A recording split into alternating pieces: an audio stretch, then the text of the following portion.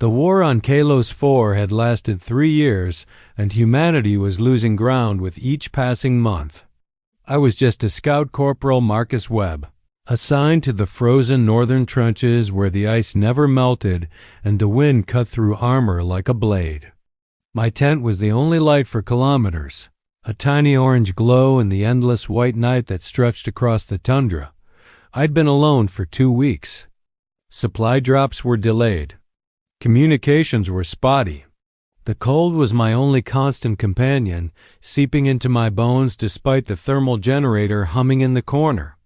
I'd resigned myself to another sleepless night, listening to the howl of wind across the ice fields. When I heard them, soft footsteps crunching through the snow outside, my hand moved instinctively to the pulse rifle beside my sleeping bag. Every nerve in my body went taut. Patrols weren't supposed to come this far north. Neither side wanted this frozen hellscape badly enough to fight over it. Then came the voice. "Are you alone in there?" It was low and feminine, smooth as silk sliding over glass, with a melodic quality that made my chest tighten. That voice belonged to no human.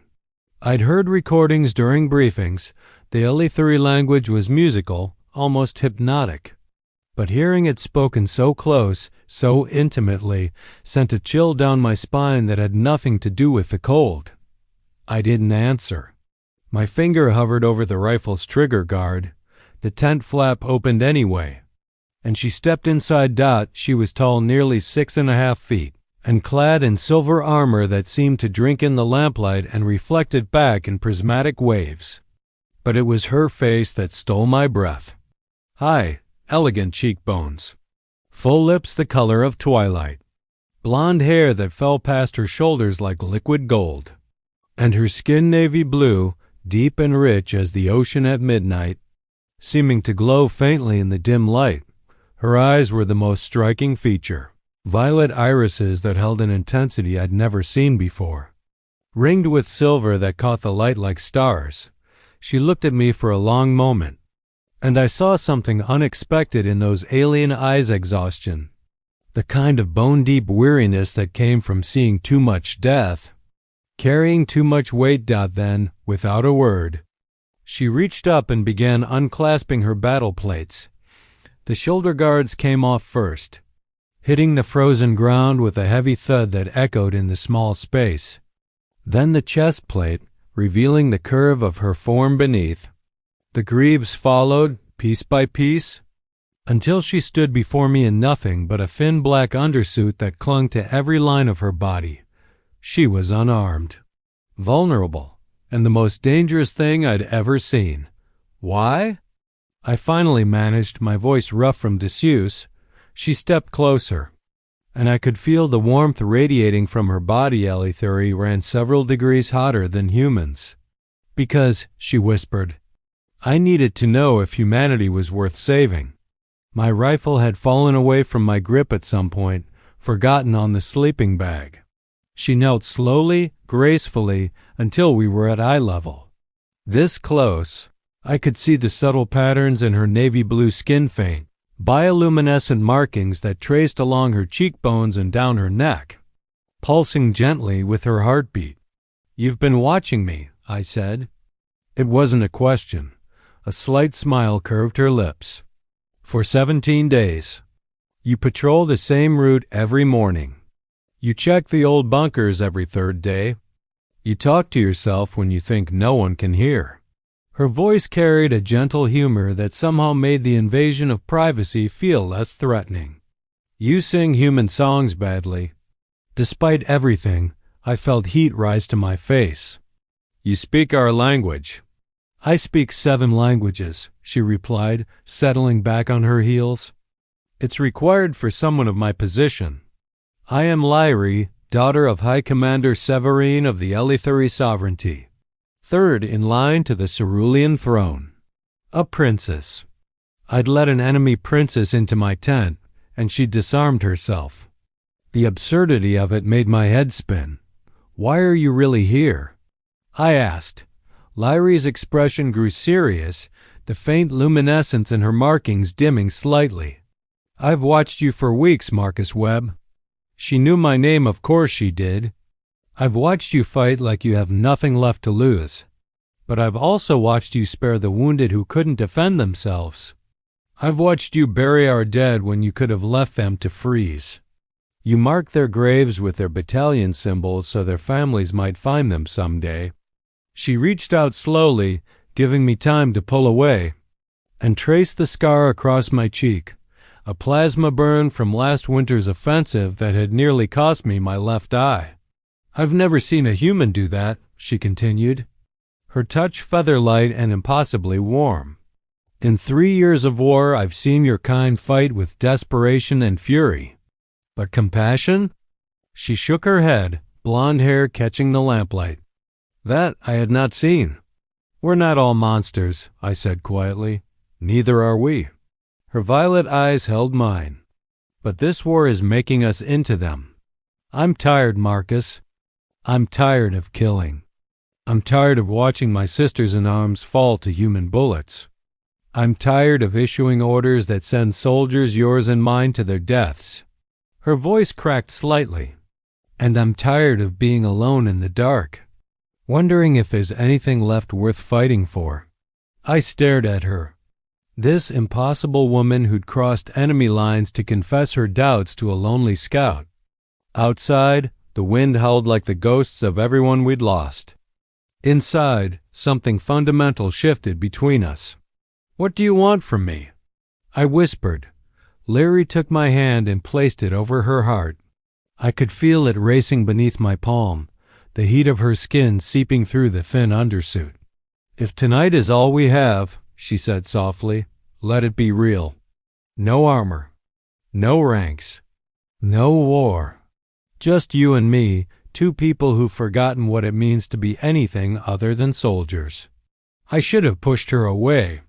Should have called for backup, taken her prisoner, been the soldier I'd been trained to be. But looking into those violet eyes, seeing my own loneliness reflected back at me, I found I couldn't. Instead, I shifted on the sleeping bag, making room. She moved to sit beside me, and I noticed she was trembling, whether from cold, fear, or something else. I couldn't tell. You're shaking, I said. I'm terrified, she admitted with disarming honesty. I've faced plasma cannons and orbital bombardments without flinching. But this? She gestured between us. Choosing to trust. Choosing to be vulnerable. This is the bravest thing I've ever done. I reached for the thermal blanket and draped it around her shoulders. She leaned into me, and the contact sent electricity racing through my nerves. Her warmth was incredible, like sitting next to a living furnace, and I realized how cold I'd been for weeks. Tell me about your world, I said softly. Not the war. Before all this, Lyrie's eyes grew distant, nostalgic. Elith Prime is beautiful. Our cities are built into the sides of crystal mountains that sing when the wind blows through them. The oceans are bioluminescent at night. You can see the waves glowing from space. Her voice held such longing it made my chest ache. I had gardens there. I would spend hours among the starflowers, studying xenobotany. I was going to be a scholar before ... double quotes she trailed off. Before the war chose you instead, I finished. She nodded, blonde hair brushing against my shoulder. What about you? What did you dream of before you became a soldier? Architecture, I said, surprising myself. I hadn't talked about this in years. I wanted to design buildings that could make people feel safe, create spaces where families could build memories. I laughed bitterly. Now I just blow things up. Lyrie turned to face me fully, her hand coming up to cup my jaw. Her navy blue skin looked almost purple in the lamplight, the bioluminescent markings pulsing gently. Then we both lost ourselves to this war. Maybe we can find ourselves again, I whispered. Together. She leaned in slowly, giving me every chance to pull away. When our lips met, it was gentle at first, tentative and questioning. Her lips were warmer than I'd expected, softer, and she tasted like something sweet and foreign I couldn't name. The kiss deepened, and I felt 3 years of loneliness and fear and desperation pour into it. My hands found her waist, feeling the curve of her through the thin undersuit. She pressed closer, her fingers threading through my hair, and a small sound escaped her throat that made my heart race. When we finally broke apart, both breathing hard, her bioluminescent markings were glowing brighter, pulsing in time with her rapid heartbeat. "I've dreamed of this," she confessed breathlessly. "Watching you from the ridge, imagining what it might be like if circumstances were different. If we were just two people meeting under better stars." "We are just two people," I said, pulling her closer. "Right here, right now, the war doesn't exist." She smiled a real, genuine smile that transformed her face and kissed me again. We lay together on the sleeping bag, wrapped in thermal blankets and each other's warmth. Lyrie's head rested on my chest, her blonde hair spilling across my shoulder like silk. I traced the bioluminescent patterns on her skin, fascinated by how they responded to my touch, glowing brighter wherever my fingers traveled. "Does that tickle?" I asked as she shivered under my exploration. "No," she breathed. "It's sensitive. The markings are connected to our nervous system. Touch affects them." She turned her face up to mine, violet eyes dark with emotion. "Only someone we trust is allowed to touch them. It's considered intimate among my people." "I'm honored," I whispered, and meant it. She shifted, straddling my lap, and I could feel every inch of where our bodies connected. Her hands framed my face as she looked down at me with an intensity that stole my breath. "I want you to know something," she said seriously. "When I walked into this tent tonight, I didn't know what I would find. But I hoped," her voice caught, "I hoped I would find someone who could see past the enemy insignia. Someone who could look at me and see Lyrie, not just an Elithari warrior." I sat up, keeping her in my lap, our faces inches apart. "I see you," I said firmly. "I see someone who's strong enough to walk away from a war she doesn't believe in. Someone brave enough to show vulnerability to a stranger. I see someone beautiful and complicated and real." Tears gathered in her eyes, luminescent, glowing faintly in the dim light. "No one has ever." She kissed me fiercely, desperately, and I felt the wetness of her tears on my face. We moved together slowly, carefully, learning each other's bodies with reverent touches. I mapped every curve, every line, discovering that her skin was impossibly soft despite its alien appearance. She gasped when I kissed the hollow of her throat, her markings flaring bright. Her hands explored with equal curiosity, fingers tracing scars and muscles with a tenderness that made my heart ache. "You're beautiful," I murmured against her navy blue skin. "So beautiful it hurts to look at you." "You make me feel seen," she replied, her voice thick with emotion. "For the first time in 3 years, I feel like a person instead of a weapon." We made love slowly, gently, with the reverence of two souls who'd been lost and finally found something worth holding on to. Every touch was a question answered, every kiss a promise neither of us knew if we could keep. Her warmth enveloped me, her soft sounds of pleasure mixing with my own, creating a symphony that drowned out the howling wind outside. Afterward, we lay tangled together, her head on my chest again, listening to each other's heartbeats synchronize. "What happens when morning comes?" I asked quietly. Lyrie was silent for a long moment. "I go back to being the princess warrior. You go back to being the scout. We return to opposite sides of an impossible war." She pressed closer. "But tonight we're just Lyrie and Marcus. Just two people who found each other in the darkness." I held her tighter, wishing I could stop time. "I don't want to let you go." "Then don't," she whispered. "Not yet. We still have a few hours before dawn." I woke to the soft glow of pre-dawn light filtering through the tent. Lyrie was already awake, propped on one elbow, watching me with an expression so tender it made my chest tighten. "Hi," she said softly. "Hi yourself." I reached up to tuck a strand of blonde hair behind her ear. In the growing light, I could see the intricate patterns of her bioluminescent markings more clearly. They formed constellations across her navy blue skin, like a map of stars. "I've been thinking," Leary said, tracing circles on my chest. "This war started over a misunderstanding. Both our peoples thought the other was hostile. But what if—" She looked up at me. "What if there were others like us? Soldiers on both sides who are tired of fighting, who could see past the differences. You think we could stop this?" I asked. "I think we have to try." Her voice grew stronger. "I have the authority to propose peace talks. My father will listen to me, even if he disagrees. But I need you to trust me. I need you to speak for humanity, to show them that not all humans are the enemy that propaganda makes them out to be." It was an impossible ask. Treason, probably. Definitely career suicide. But looking at her, this woman who'd risked everything to reach across the void between our peoples, I found I couldn't say no. "What do you need me to do?" Relief and hope lit up her features. "Come with me. Today.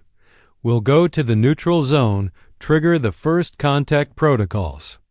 Together, we can show both sides that peace is possible. They'll think I've defected, or that you've compromised me. Let them think what they want."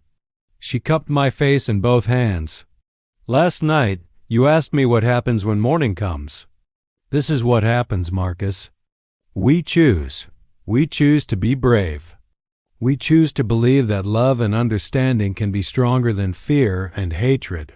The word love hung in the air between us, unacknowledged but impossible to ignore. "You barely know me," I said quietly. "I know enough." She kissed me softly. "I know you bury the enemy dead. I know you sing off-key to keep yourself company. I know you dreamed of building homes instead of destroying them. I know that when you held me last night, you made me feel safe for the first time since this war began." Her violet eyes shimmered. "That's enough for me to believe in you.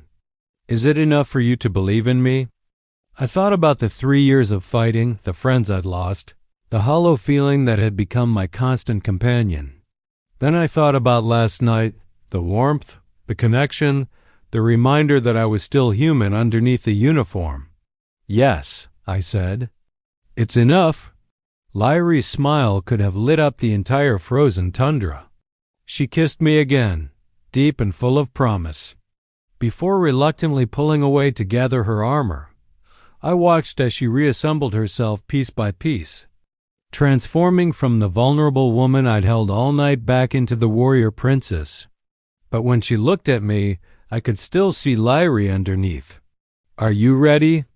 she asked, extending her hand to me. I took it, feeling the warmth of her skin against mine. "Let's go change the stars." We stepped out into the dawn together. 3 days later, against all odds, the Elithuri fleet withdrew. Peace talks began. The war ended. They said it was politics. They said it was strategy. They said 2 young representatives had somehow bridged the gap between species and sparked a movement for peace that neither side could ignore, but I knew the truth. One night in a frozen tent, a warrior chose love over armor, vulnerability over strength, and trust over fear. She asked if I was alone, and in that moment, neither of us ever was again. Years later, when someone asked me how the war ended, I would think of navy blue skin glowing in lamplight, blonde hair spilling across my chest, and violet eyes that truly saw me when no one else could. That's how peace began. With 2 people who dared to reach across the void and touch.